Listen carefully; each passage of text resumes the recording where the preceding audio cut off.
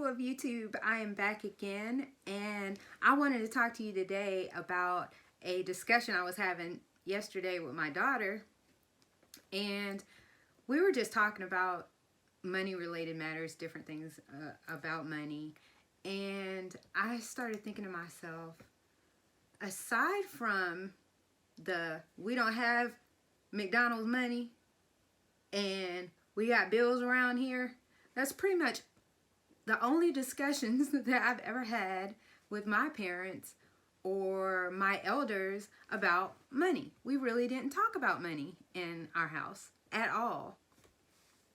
And so I was like, I'm going to ask a few of my relatives, number one, did their parents talk to them about money?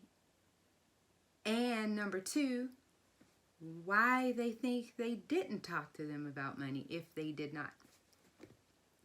And so I asked a few relatives, asking around, and what I found were two resounding answers. The very first was because we didn't have any. We were broke. And although that may be true, I was like, well, still, why not talk about that? Why not talk about the fact that we're broke? And I think in a lot of households, it's always like you don't put that on your children. You don't burden them with those kind of matters, and which is understandable. You don't want to put too much on a child, more than they can bear. But then the second answer was because they did not know anything about money themselves. Another possibility. But I would argue that the less money you have, the more important it would be to talk to your kids about money. Just hear me out. I feel that way because when you are working with limited resources, and there's always a chance that your child could end up in those same kind of circumstances working with limited resources, the more you can teach them about how to navigate that, the better off they would be.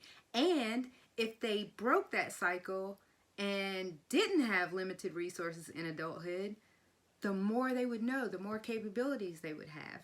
And I feel like the less money you have, or the more limited your options are with money, the more you should probably be discussing matters with your kids. Could it be everything and the stress that you may have surrounding money? Maybe not, but you could share with them how you decide to pick your groceries, how you decide what's necessary to feed your household, especially if you have a larger household. You could discuss with them car choices, and when you go buy a car, take them with you. Let them see the process of how that's done. You could talk to them about choices that you made that you wish you hadn't made, like problems that you may have run into because you made a poor decision. You could talk to them about things like that. There are small ways that you can incorporate teaching your child about finances, even if you have limited income. Let them watch you write your budget. Let them watch you. I have a friend, her father would show her the stock market. Like, he didn't have a whole lot of money to invest, but they would watch that in the evening, and he would teach everything he knew. And he was self-taught because he didn't come from money. But everything he had learned, he would share with her. And that time where they would look at like the Dow Jones and NASDAQ and all that, that was their time. And she learned from him what he had learned with the limited resources that he had. There wasn't Google and all that stuff at that time. And wouldn't you know it, she actually became a person that actually worked on Wall Street. Who would have thunk? Her biggest joy was the day she was able to invite her father to watch the bell ring. How amazing is that? So for me, learning that particular story from my friend sparked in me a desire to want to share more with my own daughter. I spent many years as a single mom, and I thought back to the fact that I never really got guidance financially at home. So I was like, I'll start talking to her about things that I felt comfortable sharing. I had been through a traumatic experience myself financially, and so it was difficult in some areas, but some not so much. So what I felt comfortable sharing without applying stress to her, I did. I would talk to her about, this is the amount of money that I have to do X, Y, and Z. This is how I'm making the decision on how I'm going to accomplish X, Y, and Z. Even for holidays, she would give her Christmas list. This is after the whole Santa phase. She would give her Christmas list. I would say, look, these are the things I can do. These are the things I cannot do. Or you can decide which one of these things is the most important to you. Which one do you want the most? And things like that. Because I had limited resources. I could have taken myself back down a bad road, going into debt, trying to do things to, I guess one would say, make up for the fact that it was just me. Or I could actually let her make some decisions along the way. In our household, she always jokes with me about this, and she tells her friends as well. My hard, fast line was, I will not be co-signing for anything. So when you get your car, your first car, your schooling, all of that stuff, I will not be co-signing for. So she was well aware of that. It instilled in her a drive. Her first apartment, was I there for her during that process? Yes. Her first car, I went to the dealership with her during that process. I will support you. I will guide you, but I will not co-sign. And I think that's, like I said, that's something that she jokes about to this day. She actually tells her friends, oh, my mom's not co-signing for anything. I would not do that. And that was my hard, fast, point blank rule. But I also had given her a lot of life skills. I gave her money management skills. I've budgeted with her. Are they still going to make mistakes? Absolutely. Are they still going to do things that get them in a bind? Absolutely. Will I help her? Absolutely. But I'm not going to bail her out of everything. I'm not going to be a catch-all safety net, because she needs some sort of financial independence, or needed rather. She's a full-grown adult now, so she doesn't need much from me now, but at that time. And I'm happy about what I shared. I'm happy about the information that I gave her. I think I gave her a strong foundation. I believe so. I could have added more, but then again, like I said, it's hindsight is always 20/20.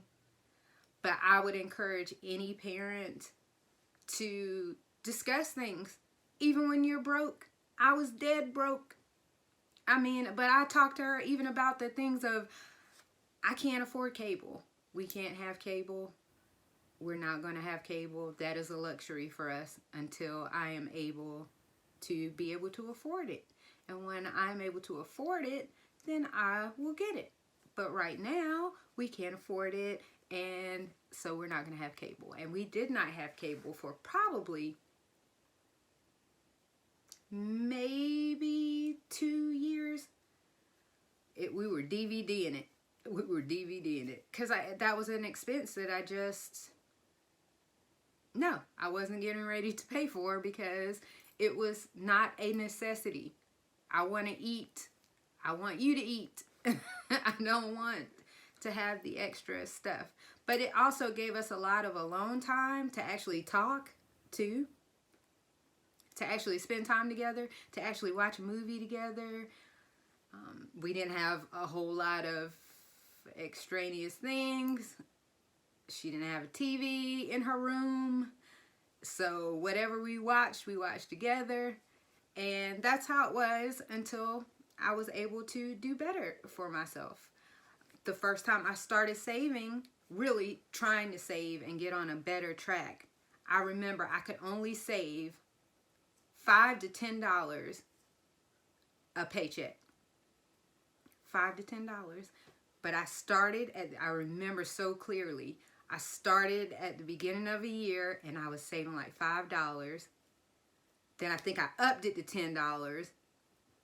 But by Christmas time, I had her whole Christmas savings already there. So everything that she got for Christmas was in my savings account. And I was like, oh, this is good. I can do this. I can do this. Because I was really worried that I would not be able to have that savings and not touch it. And she was the whole step of the way. I would tell her, look, you know, I've saved this much. I've saved this much. I've saved this much. And that's how it started. And those little things you think are minute, you think they won't remember, you think they won't really cherish those things, or you think that you're a failure because you can't provide all the things that the other kids may have access to.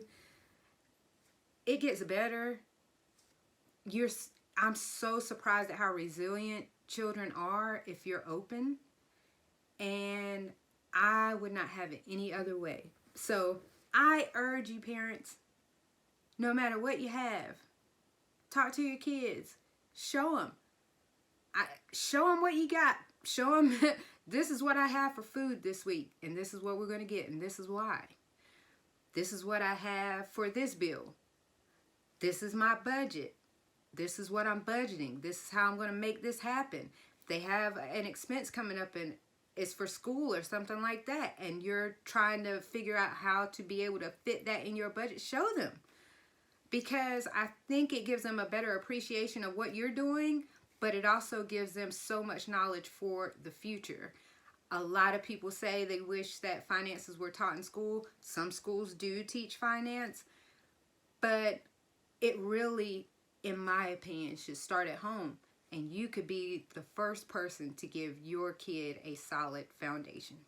And that's all I got for today.